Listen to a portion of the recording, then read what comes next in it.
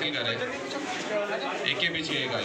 संजू भाई से ख्वाहिश है वो आए और नईम साहब से एक के बाद एक आओ, एक के बाद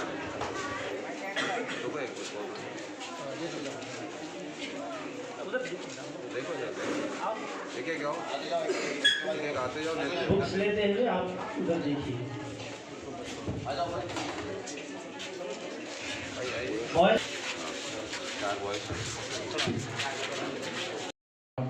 और हमारे क़ायद मुक़न्ना मोहतरम मुक़ाम अकबरुद्दीन अवीसी साहब के इस चीज़ से हमारे बच्चों को फ़ायदा हो और उर्दू स्कूलों में जो बच्चे पढ़ते हैं वो लोग काबिल बने। तो आज जब से तफसीली पूरे लोग बयान किए यहाँ पर, और यहाँ पर जो HM साहब, अलीम साहब हो या रविंदर साहब हो, जिन चीज़ों के लिए तवज्जो दिलाई गई, बराबर मजलिस इत्तेहादुल मुस्लिमीन उसकी आवाज़ उठाएगी।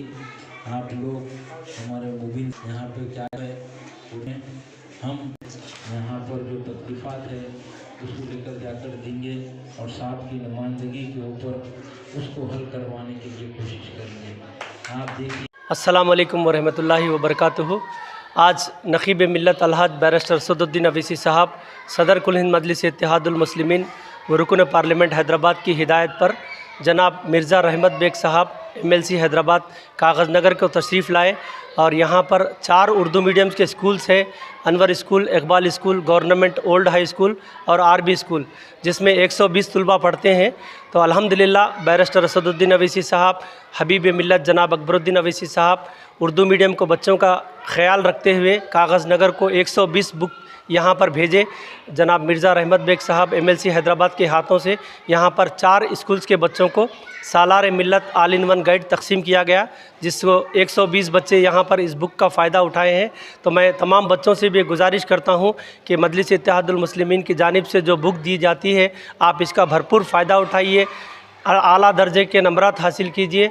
और इसी मौके पर मैं RB स्कूल के हेडमास्टर जनाब ताटी रविंदर साहब का, अनवर स्कूल के हेडमास्टर जनाब आरिफ साहब का, ओल्ड हाई स्कूल के हेडमास्टर जनाब नज़ीर अहमद साहब और जितने भी जहाँ पर ज़िम्मेदार थे, और बिलखुसूस हमारे मजलिस इत्तेहादुल मुस्लिमीन के मोहतरम जावेद मनलाज साहब, अरकान कमेटी मोहम्मद नियाज़ साहब, मोहम्मद नईम साहब, आबिद क़ादरी साहब, सैयद सादिक साहब, MD अफजल साहब और एक्टिव मेंबर्स अमर सईद, वाजिद अहमद, जितने भी लोग इस प्रोग्राम में मेहनत करें, मैं उनका तहे दिल से शुक्रिया अदा करता हूँ।